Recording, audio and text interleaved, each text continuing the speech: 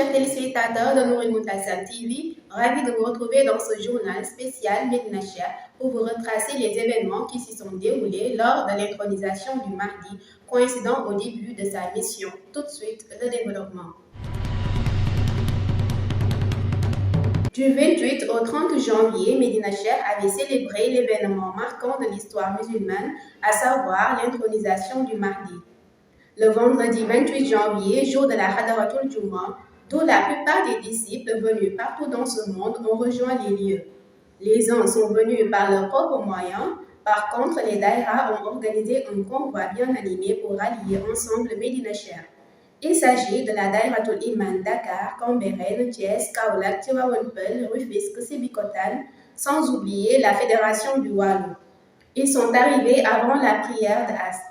Le soir, après la Hadaratul Juma, la prière de Maghreb et le Wazifa, une cérémonie a été organisée sous forme de table ronde avec des invités comme Cheikh Abdoulaye Fall, Khalifa Oumarou, Sokhna Rama, Cheikh Moussa Fall, Khalifa Rawan et Cheikh Bassirou Diouf, qui ont répondu à des questions bien précises sur la vie et l'œuvre de Seydi Mohamed El Cheikh, thème de cette soirée. La soirée était également animée par des chanteurs de groupes différents.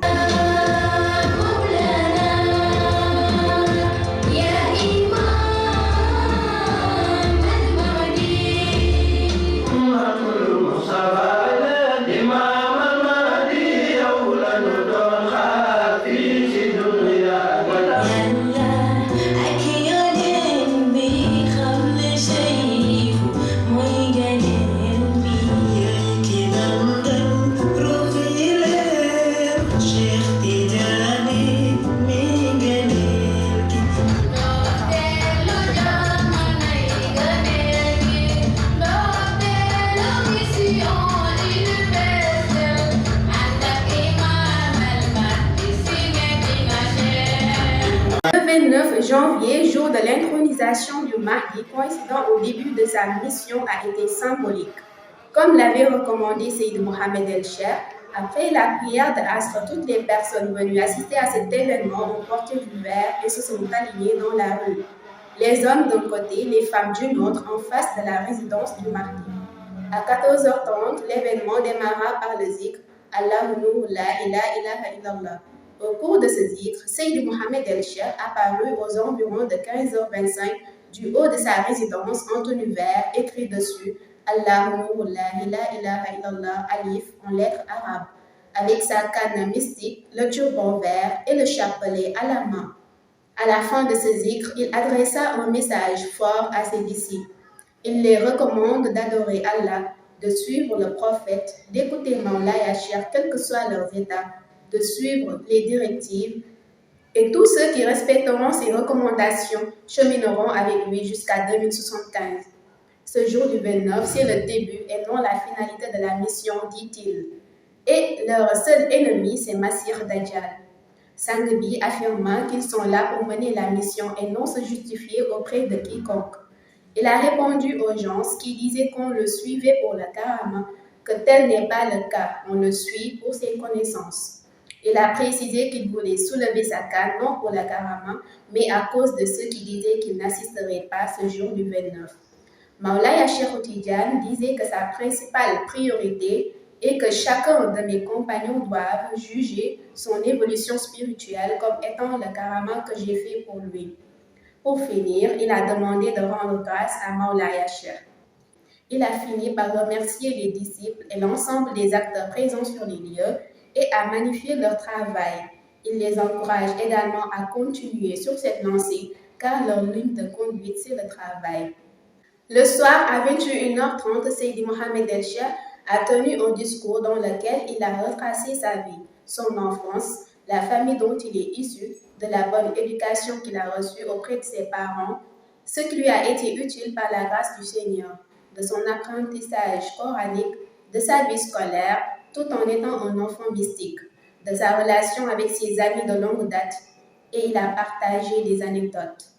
Il dit également comment Maulaya Cheikh l'a éduqué spirituellement et l'a confié cette mission universelle à l'approche de laquelle Seydi Mohamed El Cheikh était entre ses mains et ceux du prophète, paix et salut sur lui, pour un retrait spirituel pendant 45 jours.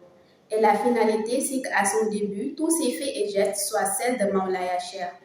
Il a demandé à ses compagnons de respecter les ordres du missionnaire, quel que soit l'état dans lequel ils sont. Il a expliqué que l'imam al-Mahdi, c'est l'âme d'un Khawsu que l'on a inséré dans l'âme d'un Khut, d'où le nom Khut Boulartab Kabir. Et ce sont deux personnages différents. Il poursuit son discours par recommander à ses disciples de ne plus s'aventurer dans des débats inutiles et de continuer sur leur ligne de conduite.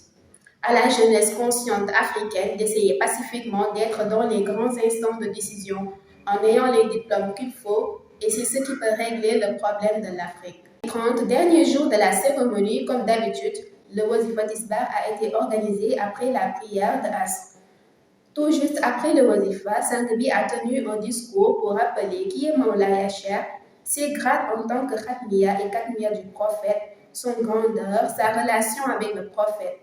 Ceci dit, tous les saints doivent passer par Maulaya Cher pour être reconnus. Étant donné que l'imam Mahdi est un saint, il ne peut aller sans Maulaya Cher et forcément doit être dans son tariqa, puisqu'il en a besoin pour bien mener sa mission. Il dit également que la mission de l'imam Mahdi est garantie et il la réussira avec ou sans aide. Pour bénéficier de cette mission, il faudra suivre les recommandations. Lorsque l'imam al-Mahdi apparaît, nul ne peut justifier son manque de lumière. Il relèvera tous les défis et à travers ses voyages, il réparera les âmes. Cette journée a mis fin à ces 72 heures de lumière par lesquelles certains sont venus pour assister, mais d'autres pour travailler dans plusieurs domaines comme la santé, le commerce, la sécurité, l'organisation, les médias, pour ne citer que cela, afin de participer à la réussite de cet événement. Merci chers téléspectateurs, c'était tout pour votre journal hebdomadaire. Nous vous donnons rendez-vous prochainement dans votre chaîne Nouri Moutalsam TV. Merci et à bientôt.